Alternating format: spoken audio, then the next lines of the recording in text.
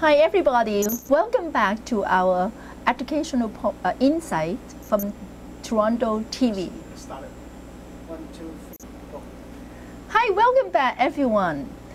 Welcome to our educational insight from Toronto TV. Today we have a privilege to have the Director of Ontario Parenting Education Centre, Mrs. Karen Skinner, for sharing with us about her service.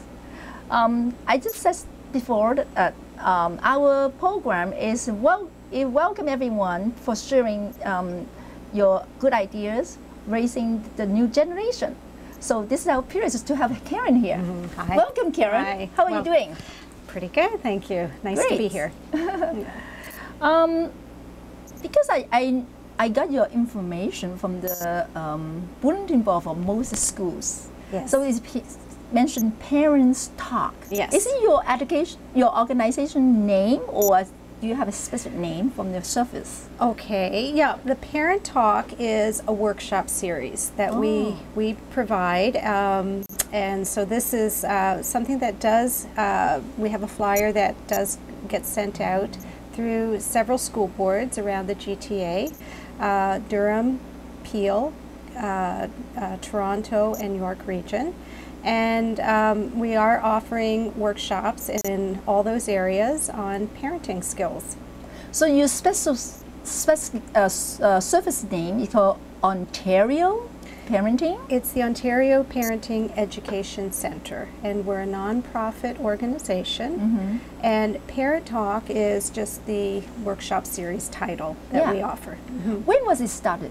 And can you share a brief history? Yeah, it's kind of we've been around for quite a while actually. My father, Stan Shapiro, began working on parenting and teaching parenting workshops and classes, parent study groups, way back in 1960s. So he started many, many years ago. And when we came to Toronto, he began providing, he did a lot of speeches around town. He did a lot of work with teachers, went to school boards all over Ontario. And I think it was probably around the middle of the 1990s that he decided to organize this parenting organization, and really started to promote the idea that parenting was an important skill and something that parents really needed to have a place and a forum for learning about becoming skilled at parenting. And there really wasn't very much available, if anything available, for parents to learn about something like this. You know, it's a very, very important job, and parents realize that what they do is very, very important. They also realize it's very challenging at times, and it's something that we get no training for. We don't learn it in school, so what we learn on the job. And so we created this place where parents could learn more about parenting. Good.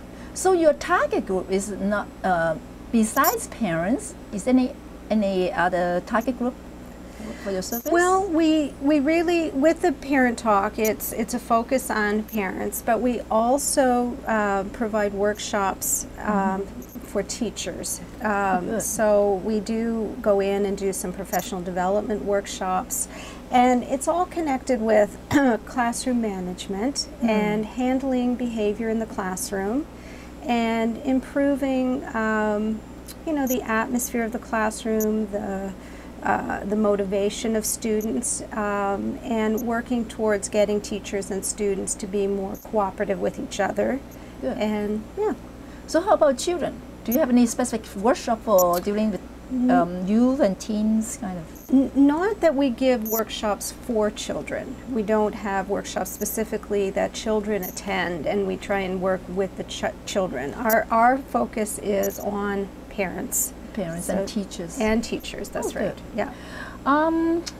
Do you have a specific location for your office?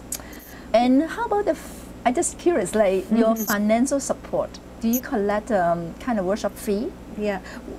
That's a good question. We are a nonprofit organization. We are located in Richmond Hill. Our office is, we have a small office right now, but our workshops are presented throughout the GTA. So we will present in an area, and we might have a workshop being held at a library or a community center or a school. So we try to make all the workshops spread out so that it's more convenient for parents and they can attend close to home. You also asked about our funding, and as I said, we're a nonprofit group. Our only funding is from the workshop fees that we collect so people attending the workshops do pay a very reasonable amount. It's not extremely expensive or anything. We try to make it very affordable, but that's our source of income. We don't receive any other funding. Oh. Yeah. Maybe it is the next step. You can apply some funding. Yeah, definitely. I'm curious, like, because your flyer regarding parents' talk or teachers' workshop always available at the most bulletin board of the school boards, like all the schools. I just wonder, do you have a contract, like running a specific topics workshop for the yearly around, or just by invitation? Do you know what I mean? I'm not sure. Okay, do you have a contract with the school board? Oh, a contract? No, we do not have any kind of contract. We're not really, we're not partners in a sense. We're not with school boards. The school boards have been very generous in terms of allowing us to send flyers out. So we might, but it is always up to the discretion of a principal whether they want the flyer to go home. So really, it's a judgment call on whether the principal feels that the parents in his or her school might be interested in accessing a parenting course or workshop. And so most of them, of course, see the benefit. Most of them feel this is very beneficial, and they want their parents to have the information, so they will hand it out to the students. Yeah. So would you like to share your short-term goal and a long-term goal for running your program? Well, I think basically in terms of our long-term goals, our long-term goal is that we really want to raise the profile of parenting and the importance of it in the community, and that our parents have a very difficult and essential job that they're doing.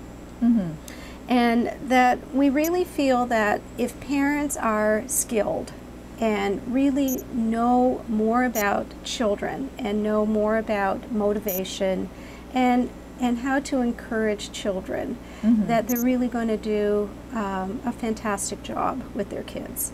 So we really see that parents need a support, and they need a place where they can get education. We see that the role of parents and the relationship between parents and children has changed over the last few generations. We are moving away from an autocratic model of parenting, and we're moving more into an area where it's more democratic. And so today's child is expecting to be treated with respect. Yeah, we know that's very important, that we treat children respectfully. We do not spank children.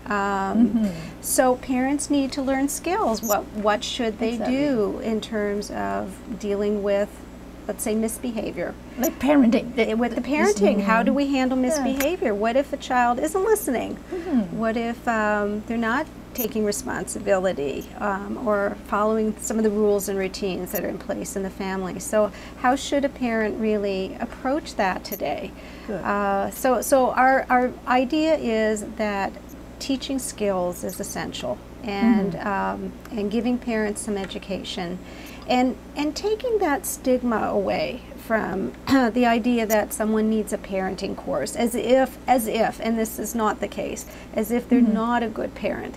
Every parent needs to learn. Every parent, it is not a judgment on their, how good or not good of a parent they are, but to learn more and to be better equipped, because we know that with parenting, there are always a lot of challenges that come along, and parents, you know, it is difficult to know what to do. Yeah, I just wonder, for your past experiences, what's the response from the parents? Like, if they enjoy taking courses, if they equipping themselves, or they say, "Oh, I'm okay, I'm too busy." Yeah, So what's the response? Yeah, it's a good question. I think a lot of parents today are thinking, I want to learn more. You know, especially if they come across something a little more difficult, and you know, a problem that they can't seem to solve easily. But even that, I think there is a general feeling that it's a good idea to develop yourself in that area. There are a lot of books on the market. There are TV programs. There are magazines. So there's a lot more information in our society today about being a parent and what the job is about. So I think parents are accepting more and more that this is something to learn about. I think you're right, though, that for a lot of parents, they're very busy today. Many parents do feel that time is so precious to them. They have, you know, many parents are working. Their children are involved in a lot of extracurricular activities after school. So time is difficult, and so that could be one factor in why some parents aren't perhaps taking advantage of attending a course like this. You know what, Karen? You bring back my good memories. I think I have in your workshop, kind of one of the workshops for the parenting. Yes. Because I was maybe I was in the PAC meeting for my students' school. Yeah. I don't know if we got a subsidy from the school or school board, then we are encouraged to join kind of workshop. Right. I think it's a wonderful ideas. So you should approach the school board. Yeah. Right? So get some subsidies or kind of a program for the parents. Yes. Well, we do want to work closer with the school boards. That would be one of the things we would love to be able to do, is to what our in an ideal world, we would love to have this funded, of course, so that parents could take courses for free. And that a course would be right in their neighborhood, so they could really access it very easily. So we are looking at some ways of trying to make that happen. We have a few proposals out there that we're working on, and hoping that in the next year or two we might be able to get a little bit of improved access and funding, so that parents might be able to take the courses. But we're not there yet. We're working on it. Yeah, it's a long-term goal, right? Yeah, that's right. I just wonder, like, based on your regular workshop experiences, like, what are the most popular topic from the parents? I saw you some books, like, can you share with us?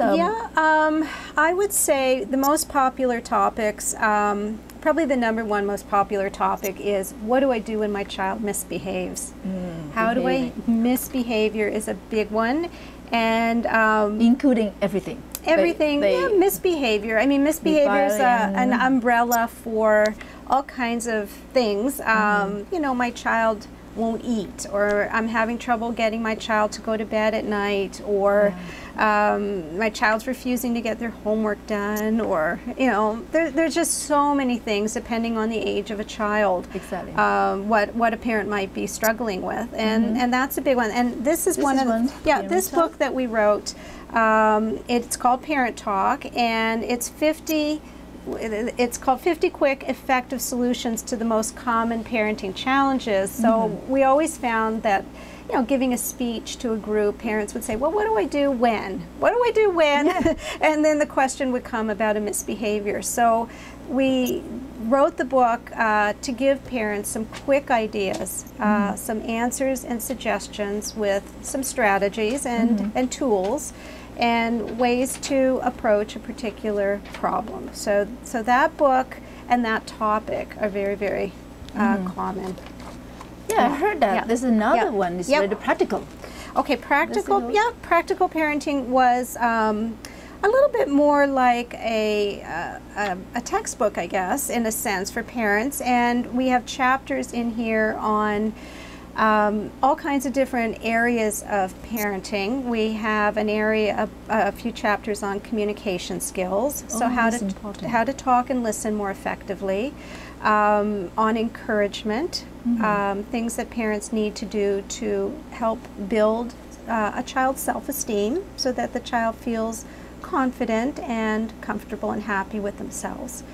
Yeah, you know, Toronto, within Toronto is a different dialect. Yes. Like multicultural. Yes, yes. I heard you said is this practical. Yes. We do have, we have it, actually it's been translated into a few languages, Farsi and Mandarin. Mandarin or Chinese. Is it Mandarin? For writing Chinese, in Chinese is both Mandarin and Cantonese are the same. Okay, Cantonese, both same. Okay, so it's in Chinese. Great. Okay, so it can be had in both those languages. How can we buy it? From the store? Or? No, these books actually are only available through the Ontario Parenting Education Centre. Oh, so if someone would like to order a book, they can go to our website and order it online, and we will have it shipped to you. Maybe before you leave, you can share that website with us. Yes, okay? of course. And how about the topic for the teachers? Yes. Now, the other part that we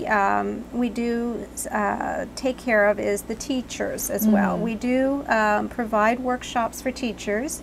And the area is called Classrooms at Work. So we have Parent Talk and we have Classrooms at Work. And we do professional development for teachers. So this book, Classrooms at Work, looks at an approach in creating more of a democratic classroom, how to use classroom meetings, how to deal with motivation, and helping kids feel more connected to each other in the classroom, the social relationships of children in the classroom. Those are some of the topics that we cover in this book, Classrooms at Work. I believe that the classroom management skill is very important too. Very, very important. Obviously, very important. And we know that teachers are looking for a lot of good ideas on what to do with their children in the classroom. Yeah, their students. Oh, wonderful. So, as your expert of education, yes, do you mind to share with us what is the most popular issues from school, like from children, from teachers? I would say again, dealing with misbehavior in the classroom is another really big question that teachers are struggling with. How do I reduce some of those behavior problems that I'm having in the classroom? How do I unite the group so that we're working together towards the common goal of learning and get the students more motivated and involved in their education? So overall, the issue come back, is it because of the schooling? Is it the curriculum, the kind of homework too difficult for the kids? Or because of the communication between parents and children, a lack of communication, lack of love from family? Why is always have misbehavior happens? Well, first of all, I wouldn't say there's always misbehavior in classrooms. I think there's a lot of classrooms that have great classroom management happening, and kids are working well and doing very well in school. I think that there are many, many reasons why a child might misbehave, and it's not really a quick answer. Some children, for some, there are academic issues, meaning that the curriculum, as you said, is difficult for some students, and they struggle academically, and that can set in motion some behavioral problems as well. For other students, sometimes some issues come from the fact that there's been some pampering in the home, for instance, and they've been pampered to a large degree at home, and when they get into school, and there's a lot expected that they have to work and follow rules and routines at school, and they haven't had a lot of experience with that at home in their family, so it's a challenge for them, and they're not fully prepared. So that's one of the ways that we'd like to get parents and teachers working together. Ideally, the parents and teachers would work together with common strategies, common goals, and that there would be kind of a smooth, a universality, I guess, between the way parents and teachers are working together for the benefit of a student. Yeah. So through your service, most of the kinds from the high school parents or elementary, they ask for help? Most of our parents, I would say, come from the elementary level, but we do also offer a course called Parenting Teens, and so for that particular workshop, we always get the high school parents coming out for that. Yeah. I think it's a good idea for parenting teens. Teens, they had well, transition, right? Teens is a very challenging period of life. It's a long time. I mean, it starts earlier, it seems, than ever.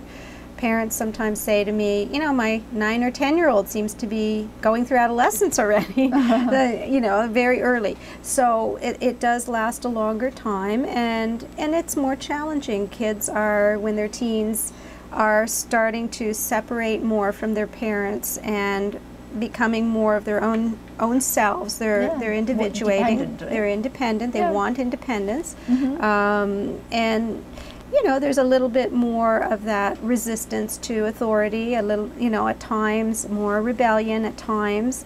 And so parents have to deal with, you know, loosening some of the bonds, giving their children a little bit more responsibility, a little bit more freedom. And it's an adjustment, you know. As a specialty you are, do you feel, you just said the preparation teens, the transition from the elementary to high school, or even the high school to university, do you feel the curriculum is a big gap between like grade 8 till high school grade 9? Overall, do you think it's okay, or a big gap? It should be a little bit rearrangement for the curriculum. Do you know, I don't know if I can really comment on the curriculum, because I think you need to know more about, I don't know specifics about what they're doing in grade 8 and versus grade 9, and whether that leap is you know, adequately paved, or if there's some difficulty, because it isn't really my specialty, actually, with, you know, the curriculum of the school. I know, though, that a lot of children, when they leave elementary and go into high school, there are changes. One of them is the curriculum becomes a little bit more challenging. The other is they're more independent and expected to take care of more of their time management on their own. They don't have a teacher overseeing them the way they did in grade 8 and in elementary. So there's a big change that way. And that's why I'm curious, like, if you get any kind of concern from the parents, ask for help regarding the children, their children need help from like the preparation for the high school or university. I think it's an interesting topic. It is. I honestly, though, don't get parents asking me that question. I don't honestly get that question presented. So either they're approaching other sources for help with that. Maybe if they're thinking that my child isn't ready academically, they're looking for some kind of support with tutoring, extra courses, summer programs to get them, you know, up to level. Because I have children have go through this. I have a younger one is like facing these challenges. He's grade 8 this year. He's going to be grade 9. But for the curriculum, I noticed that as a high school, the expectations are a little bit higher, not this, a big kind of a gap. I would like to recommend is the school board, they have to look into it. Is it as smoothly, you know, to get them ready. That's my expectation. So that's your concern. My concern. You're a little concerned about him going into high school next year. For overall, it's more smoother than this. Otherwise, they're scary of those newcomers for the secondary school, right? So tough. That's why I heard so many drop out from the grade 10, in grade 10 more. Because after grade 9, they experience, oh my God, so difficult. Especially math, science, because it's big gap from the elementary. Right. So that's why drop outs happens. school boards that they have a strategy, but anyways, we look forward to having it. It's because, of course, every parent worries. I think every parent worries about some of these kinds of bigger problems, and we look at dropout rates, and it's scary to see the high dropout rate that we are dealing with in high school. And certainly that is something that, you know, whether it's strictly an academic problem and that the students are not prepared for a curriculum, or whether it's other factors that play a part in why a student decides they're not going to continue. So you just mentioned factors. I'm interested. Like, you're expert in parenting, that means overall education. I just wondered, do you know there's any survey or research from different school boards at GTA, like, regarding how to assess or review the overall developmental of the children, like especially high school? I don't think there is an assessment that people, I mean, there's, you know, in terms of learning, we have the EQAO that they do. How do you like EQAO? How do what? How do you like EQAO system for measurement? Again, it's not really my area of expertise of whether, of looking at curriculum and learning. I think that's more the focus of the schools. With us, in terms of getting parents their skills, I mean, how to assess whether a parent is got adequate skills with their child, you know, there's no test. It's not something to be tested. It's really whether the parents feel, I know, you know, that when problems occur and there's challenges, that they feel, I have some ideas of how to approach it with my child. I have some ideas of the direction I should take. Should I be using should we be talking more? Should I be setting limits here? Is it important for me to set some limits? And if you know, how do I create an atmosphere of respect in the home so that I show respect to my child, and my child is returning that and showing respect for me? So these are the kinds of skills that we're working on and helping parents reach those types of goals. Okay, based on your past experience, do you get any concern from the parents regarding the outcome of the school board system? Like, for instance, EQAO. I'm disappointed, or I'm happy with my son's like the result of the EQAO, because right now EQA is mostly one of the measurement from assessing the academic standard. But now it's very competitive. Do you know IB program is an international standard? Do you think Canada education is overall the average, or below the average, or okay? This is really competitive now. Well, you know, again, not really my area of expertise in terms of assessing the education system and how I just they're wonder doing. if your parents are concerned. I mean, share with you about, I'm disappointed. That's why I would like to get some causes. I would say, okay, I would say that parents, what I pick up from the comments and concerns that I hear from parents are, as a whole, and I'm generalizing here, they're concerned about how their children are going to do. There's a concern about whether they're going to make it in this tough world we're in. We're going through a recession, jobs are being lost, and of course there's a general worry and anxiety amongst everybody. And so obviously a parent is worried and concerned that children are going to do well in the world. And so, you know, there is that feeling and concern. And I think parents are trying, I think at times, though, our worry and concern has to be put in perspective, that we don't, in a sense, place that worry on the child and make the child feel that things are not good in the world and that they have to be the very, very best in order to be happy in their lives or have a successful life in any way. You know, we have to keep things in perspective, and that children are very resilient, and there are many different avenues for a child to reach success. Some students are not extremely academic oriented.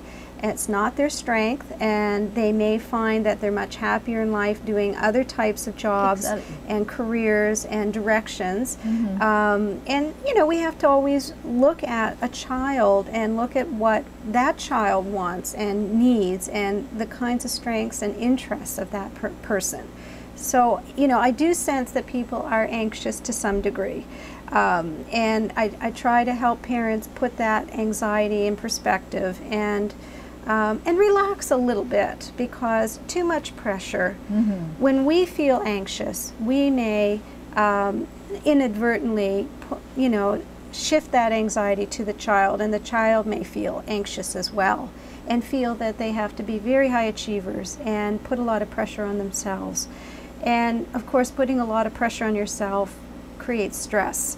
So we don't want our children to feel stress. We want them to do the best they can do, and we want them to, to work hard, but also to be able to relax and enjoy themselves as well. So balance. I think I like this balance, word, balance, right? Yeah, a balance. It's very important. Yeah. And also, I think for my overall feeling, you would like to promote a focus on relationship between parents and children. Yes. Even parents, parents with teachers, right? Children with teachers. Yes. Those relationships are important. Yes, I think a relationship between a parent and a teacher is an important relationship. And we have to recognize that we need to work together with each other. That if the child's having problems at home or in the classroom, it's not the other's fault, but that we all need to think about what would be the best approach in terms of helping a particular child, what's needed, and working together, communicating with each other, discussing the common goals and how we can reach that goal. And if there's more of a partnership feeling between parents and teachers, that's the most ideal situation for the child. Oh yeah, it's a wonderful idea like this. Yeah. But for maintaining this relationship is not easy, because people are people, very busy. Very busy, very busy, I know. That's why I like to learn from you, is that to learn how to be more relaxed, right? How to, So time management is another wonderful idea, time management. Time management. How to be relaxed and how to manage our time. Yeah. Balance. Yeah. So what is a specific kind of encouragement for the parents and teachers? Focus on whatever specific areas to be a perfect parent. To be a perfect parent. Well, first of all, don't try to be a perfect parent, because you're not going to be perfect, and it's not our goal to create perfection. And again, that puts a lot of pressure on us to think we do have to be perfect, and we don't need that, and we know that no child is perfect either. So if you could, if we can drop that idea of perfection and drop the idea that people are judging us and feel, worried about what other people think of how we're doing, it takes away some of that stress. So we do the best we can with the skills we have. We continue to learn, continue to add to our knowledge, and attempt to try some new strategies occasionally that we've learned, put them in place until they become part of your repertoire of how to handle a problem or a situation with a child. You'll feel more comfortable, and the more skills you have, the more comfortable you are with different approaches. You feel more relaxed, actually. You feel less stressed. It sounds like every day is our learning day. Every day. Even parents, right? Adults. Every day is a learning day. Parents say to me all the time, they say, if I had started this when my child was young, I wish I had, because I would be further ahead right now in terms of my learning and knowledge about my children. So it's a good idea if you're planning a family or you have a very young child to begin early to learn. How many children have you? I have two daughters. Two daughters. My oldest is 21, and I have a 17-year-old, my younger. So you're very experienced. Yeah. Do you face any challenges or satisfaction go through, the parenting? Yes, of course. From the family? Of course. Can you share with us? Of course. I like to tell people in my workshops that I don't have perfect children, and I've certainly experienced everything that they've experienced. I'm a regular parent just like them, and my children have misbehaved in all kinds of different ways at different times of their lives. But the thing that I found to be the essential part is, like you said, this ongoing learning. So even though I've had the typical problems that everybody else has experienced, the thing that I found has been helpful is having kind of a base of knowledge, how to understand the problem, what the problem's really about, and the direction I should take. So if I'm, dealing with, I remember one time when my daughter was in the 2nd grade, for instance, she was dawdling every morning, and we were late for, I was under stress to get her to school. She wasn't getting ready on time, and was getting angry in the morning, and we were getting into kind of power struggles with each other about getting her to hurry, and she didn't hurry. And it was really stressful and difficult for me at that point. She was 7 years old, and then, but stepping aside, stepping back, and looking at it, I realized, we're having a power struggle. I need to extricate myself from the power struggle. Let her be more responsible for getting ready for school. Let her experience some consequences if she is late. What is going to happen to her at school, and that's what I decided to do. I understood the problem, thought about the skills that I needed to do, the strategy, tried it. Within a week, she had become much better. We had no arguments after that. She was late for school a couple of times, and experiencing that lateness had an impact on her. And Karen, I really like this experience because for especially our culture, I'm Chinese. Yes. Like, I think overall the parents are overprotective. Yes. They didn't. I like the idea. Let them learn the consequence. That's right. Right. Relax. Be relaxed. Okay, if you're late, you don't mind. Fine. Then you know what's the result, right? If you're late, you're late. Yeah. But hearing from the different culture, right? Especially our Chinese, no, there is anxiety and push. Make sure that the children not get in trouble. Right. Because they protect them. Right. Away from the troublesome. Right. Now, what you're talking about, and we do talk a lot about this in one of our workshops, is the idea of the pampering of children. Oh, yeah. The overprotecting and not letting them experiencing some of the problems and difficulties that come if they're from their choices. And, exactly. And when we do too much of that, actually, it's a problem. It is a problem because so we have to be respectful. We have respect the choices. Yeah, we do. We have to let the consequences happen when children make choices, and consequences, like a natural consequence or a logical consequence at school. My daughter told me in the end, she said, I didn't like being late for school because all my friends in the class said to me, how come you're late every day? And she said that the words of her peers, when her friends said that to her, she didn't like that. So this was the consequence that actually had an impact on her that made her decide, I should get to school on time. I need to be at school on time like everybody else because I don't like standing out, being different, and having people notice that I'm coming in late. And so that had an impact, and then she became responsible. She started to watch the clock, and she got ready without me trying to force it. So I would say within a week it had turned around, and she did a lot better after that. So I think if I hadn't had that skill, if I hadn't understood what the essence of that problem was about, and an idea of what direction I should take, I think I would have been fighting with her every morning for a long time.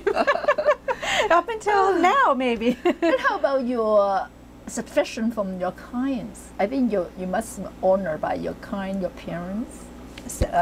your satisfaction from your clients? Oh yeah, right? no, I think the parents always say they've learned a lot. They're helpful. They learned a lot. They, they're going to try things out. They're going to put it into practice, and I do get a lot of parents even who come back after a few years. They say, I was in a course a couple years ago. I need a refresher, and things really helped me.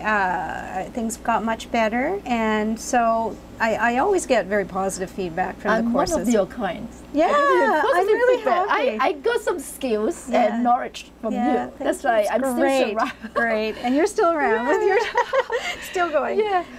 Oh, I just wonder if people really enjoy your program, would like ask for help, how can they approach you? Okay.